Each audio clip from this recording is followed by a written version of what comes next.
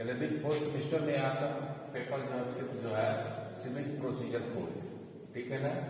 इसके पूर्व सेशन में वो कौन से बाद हैं जो सिविल नेचर के होते हैं, इसके बारे में हमने डिटेल पे आपको बताया, ठीक है ना।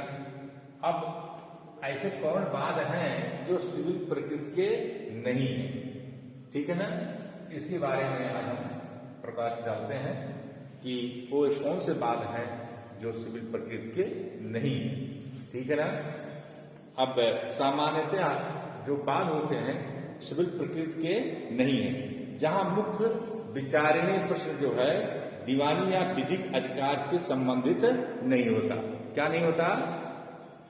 दीवानी या विधिक अधिकार से संबंधित नहीं होता है, अपितु किसी जात, धर्म, संस्था, समुदाय के सदस्य के रूप में विहित होता है, अर्थात किसी जात समुदाय के आंतरिक नियमों को प्रभावित करने संबंधी अधिकार से है। ऐसे नियमों पर नियमों परिवर्तन न्यायालय नहीं करते, ठीक है ना। जैसे कोई पूजा करने की पद्धति क्या है, वो उनका धर्म का मामला है, वो उनका अपना एक पर्टिकुलर जो भी सिस्टम है उसके अंतर्गत मामला है। न्यायालय ये सब मामलों में हस्तक्षेप नहीं करती है, ये नहीं कर सकती, ये अधिकार के बारे में इसको कोई कुछ नहीं करना है, ठीक है ना। अब कौन सी चीज है जो सिविल प्रकृति की नहीं है, अब हम वन बाय वन नोट कर दे रहे हैं। वन, ठीक है ना। जात प्रश्नों से संबंधित बात, जाति प्रश्नों से संबंधित बात, वह बात जो जात से संबंधित है, ठीक है। ये इस जात के है कि नहीं है, क्या है, कैसे है, ये ठीक है ना। जात से संबंधित, जात के संदर्भ में जो एक अपना रूल रेगुलेशन लोग बनाए हैं, जैसे ये ब्राह्मण की शादी जो है ब्राह्मण के घर में हुई, ये कहीं ये नहीं है, ये अधिकार जो ये नियम जो है न्यायालय द्वारा नहीं लागू कराया जा सकता। या कोई क्षत्रिय है तो क्षत्रिय की शादी जो है क्षत्रिय के ही बीच में होगा। इस तरह से कोई जो है न्यायालय इन सब अधिकारों के जात से संबंधित जो प्रश्न है वो जो है सिविल नेचर के नहीं है, ठीक है ना। दूसरा क्या है? दूसरा आपका है धार्मिक कृत्य, धार्मिक कृत्य से संबंधित प्रश्न का बाद, ये भी जो है सिविल नेचर का सूट नहीं है, ठीक है ना। ये जो है ये नहीं माना जाएगा कि धार्मिक कृत्य और कर्म कैसे किए जाएंगे, इसका भी कहीं कोई नहीं, ठीक है ना। कि जैसे कोई आदमी मरता है उसकी अंत्येष्टि किस रूप में की जाएगी, कैसे की जाएगी, ये उनका धार्मिक मामला, धार्मिक कृत्य है, और वो जो है न्यायालय के द्वारा जो है वो नहीं है, वो सिविल नेचर का केस नहीं। तीसरा क्या है आपका? किसी पद से साथ, किसी पद के साथ संलग्न पद गणना का कोई प्रश्न का बाद अगर है तो वह सिविल नेचर का बाद नहीं माना जाएगा, ठीक है, बनाए रखने के लिए। जैसे कोई पीठासीन अधिकारी, पीठासीन मतलब मठाधीश के, मठाधीश अधिकारी है, वो पालकी के द्वारा वहां कुछ दूरी तक जाएगा, ले जाया जाएगा, ये धर्म का एक मामला है पद के अनुसार, ठीक है। मान लीजिए किसी मठ है, ये क्या है, मठ, और मठ के जो होते हैं मठाधीश होते हैं, ठीक है ना, मठाधीश होते हैं। कई सालों से मठाधीश को पालकी पर बैठा करके कुछ दूर उनको घुमाया जाता है, ऐसा कोई है किसी मठ में नियम एक है। तो जो भी मठाधीश होगा, पद धारण करेगा मठाधीश, तो वो पालकी में बैठा के उसको घुमाया जाएगा, ये उसका अधिकार। लेकिन ये सिविल राइट नहीं है, ये सिविल नेचर का अगर ये विवाद है, ये जो है मठाधीश जो है कहें कि आपको पालकी से घुमाया जाए, तो ये घुमाए जाएंगे या नहीं घुमाए जाएंगे, ये इनका राइट और सिविल नेचर का वो राइट नहीं है। सिविल नेचर का सूट ये फाइल नहीं कर सकते, सिविल नेचर केस नहीं है, कोई केस ही नहीं फाइल कर सकते। ठीक है। चौथा क्या आपका है, ऐसे पद के साथ शुल्क या संपत्ति संलग्नित है, ऐसे शुल्क संपत्ति के संबंध में बात सिविल प्रकृति का होगा। अगर इसमें संपत्ति है, किसी पद के अनुरूप जो है संपत्ति है, तब ये बात क्या होगा, सिविल नेचर का होगा, तब ये बात सिविल प्रकृति का होगा। जैसे मठाधीश पद के अनुसार संपत्ति जो धारण करते हैं, जो प्रॉपर्टी उनकी अंडर रहती है मठाधीश के अंडर में, उसके में अगर कोई डिस्प्यूट है तो ये सिविल नेचर का बात होगा। ठीक है ना। अब पांचवा आपका क्या कहता है, गोपनीयता का बात, गोपनीयता का बात। मान लीजिए कहीं कोई संस्था है, उसमें कोई प्रोविजन है कि ये बातें जो है गोपनीय रखी जाएंगी, ये राइट है संस्था को, ये जो अधिकार है ये जो है वो सिविल नेचर का ये बात नहीं होगा। गोपनीयता जो है वो सिविल नेचर का सूट नहीं माना जाएगा। संगम में जो प्रश्न का निर्धारण है उसको सिविल नेचर का सूट नहीं माना जाएगा। अगर प्रथा के द्वारा मान्यता उसको दिया गया है, ठीक है ना। अगर प्रथा के द्वारा उसको मान्य किया गया है, प्रथा मतलब बार बार रिपीट करने के कई वर्षों के बाद प्रथा का वो होता है, उत्पत्ति होती है, एक प्रथा बन जाती है। जैसे कि अमुक इस रास्ते से, जैसे मुस्लिम लोग ताजिया नहीं ले जाते, इसी रास्ते से बहुत सालों से ले जाया, एक प्रथा हो गई ना, ये उनका जो है वो सिविल राइट बन जाता है और ये सिविल प्रकृति का बाद हो जाता है। ठीक है ना। छठवां क्या है आपका,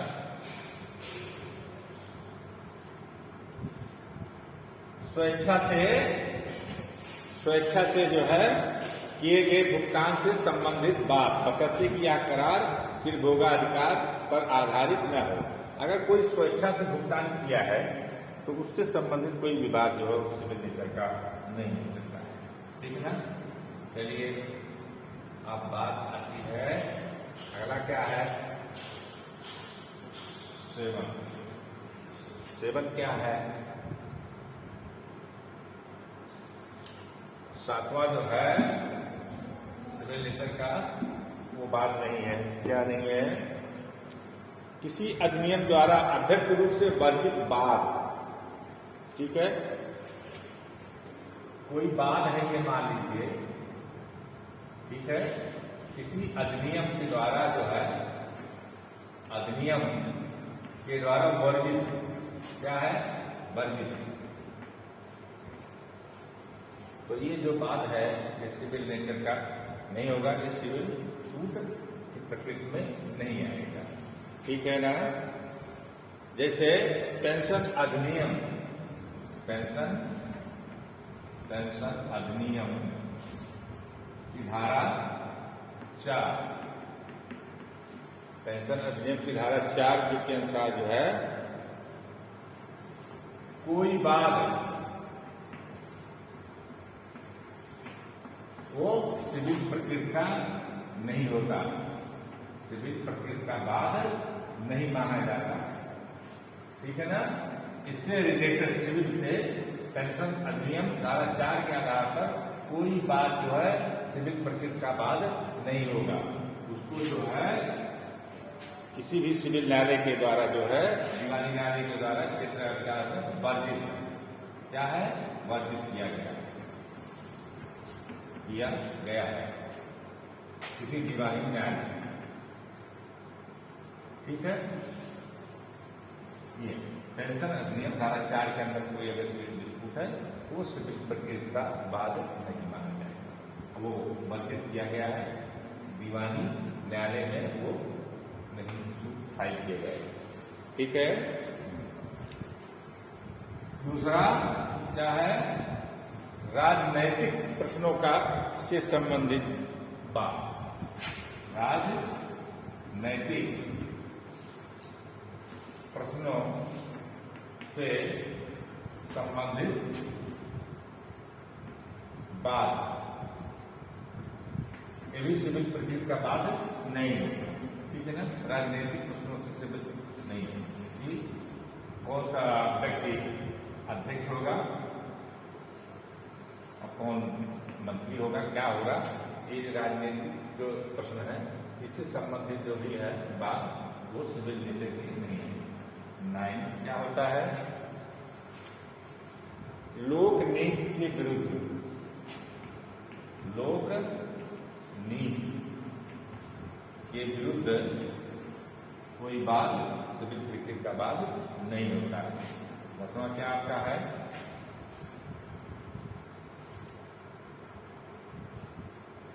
व्यवसाय संबंधी कर का बाद जो है वो सिविल प्रकृति का बाद नहीं होता है। ठीक है ना। भूमि आवक अधिनियम, ये चलिए, और 11 आपका है, 11 भूमि आवक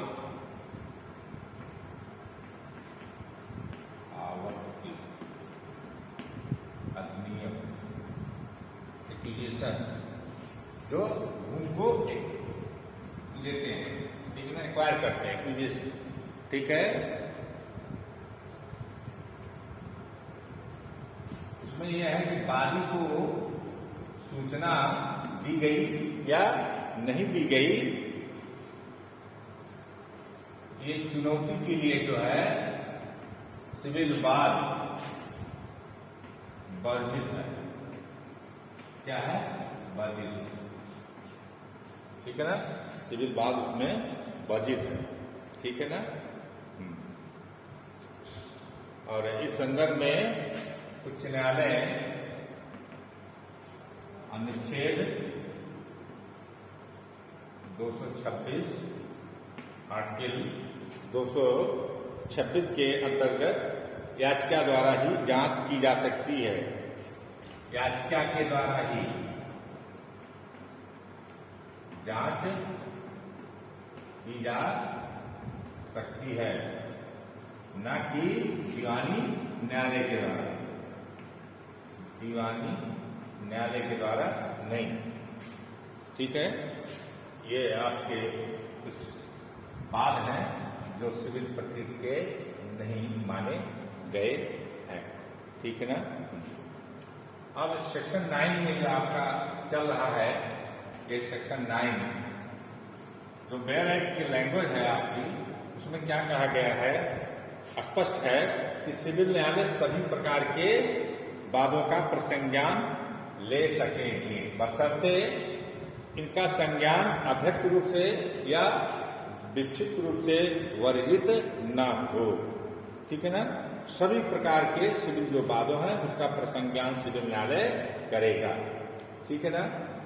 अब किसी सिविल वाद का प्रसंज्ञान अव्यक्त रूप से या विक्षिप्त रूप से वर्जित है, ये सिद्ध करने का भार पक्षकार का होगा जो ऐसा तर्क प्रस्तुत करता है। ठीक है ना। ये बर्डन आपको उस पे होगा जो ये कहेगा कि आपको वो जो है प्रसंज्ञान लेने का अधिकार नहीं है। ये भार जो है उस पे होगा जो कहेगा कि आपको भार लेने का अधिकार नहीं है, ये उसको सिद्ध करने का भार किसी के ऊपर होगा जो कहता है कि आप प्रसंज्ञान नहीं ले सकते। जो न्यायालय के जुडिशन को चैलेंज करेगा उसी को ही सिद्ध करने का भार है। ठीक है ना। ये चीज आपका है।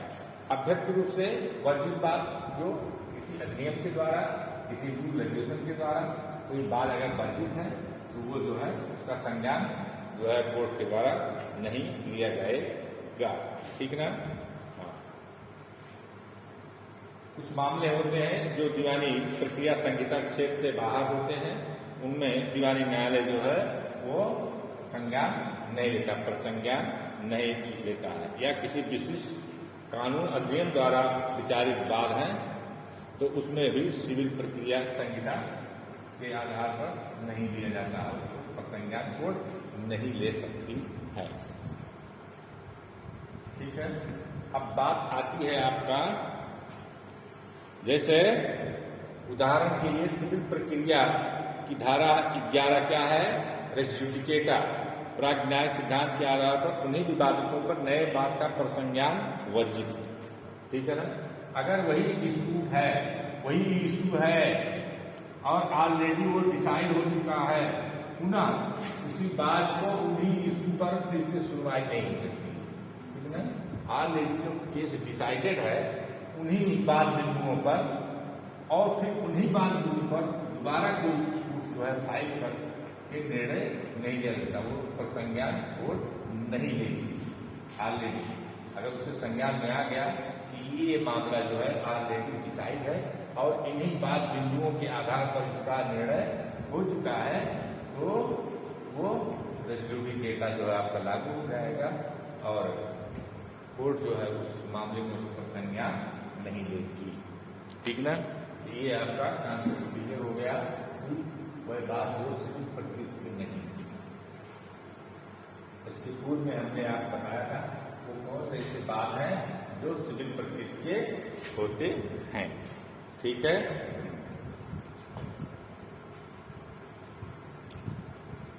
अब जैसे कई उदाहरण हैं, कई मंडल रूल रेगुलेशन हैं, तमाम रूलिंग्स हैं जिसके आधार पर एक डिसाइडेड डिटरमाइन किया गया है कौन सा बात सिविल नेचर का है, कौन सिविल बात नेचर का नहीं है। ठीक है ना।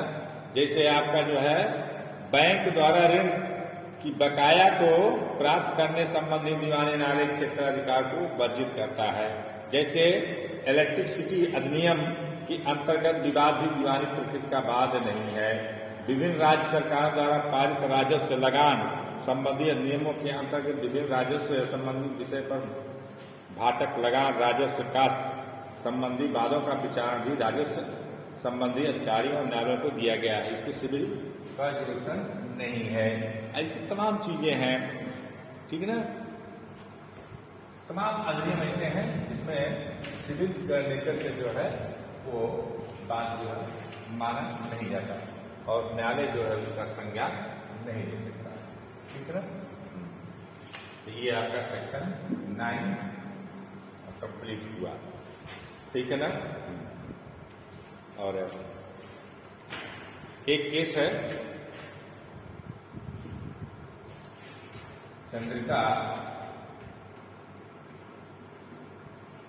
चंद्रिका सिंह बनाम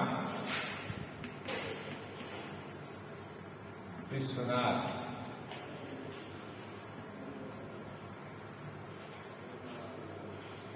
सिंह।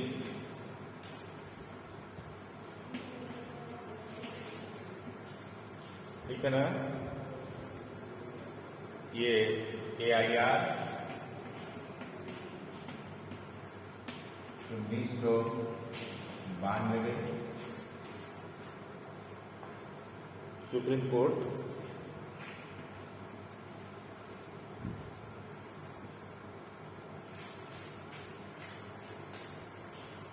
ठीक है ना। ये चंद्रिका सिंह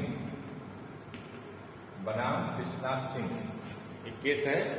इसमें उच्चतम न्यायालय ने क्या निर्णय किया है कि विवादित भूमि का उपयोग खेती के लिए क्या है, विवादित भूमि का उपयोग,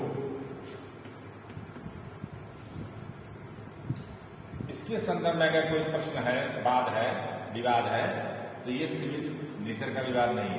ये विवादित भूमि में खेती की जा रही है या बागवानी की जा रही है या पशुपालन किया जा रहा है या मत से पालन किया जा रहा है, ठीक है।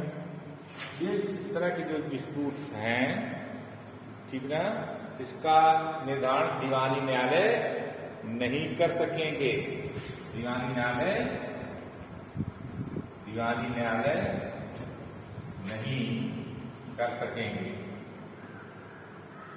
ठीक है ना, कर सकेंगे। ये मामला किसका है? ये राजस्व नाले से संबंधित है, राजस्व नाले से संबंधित है,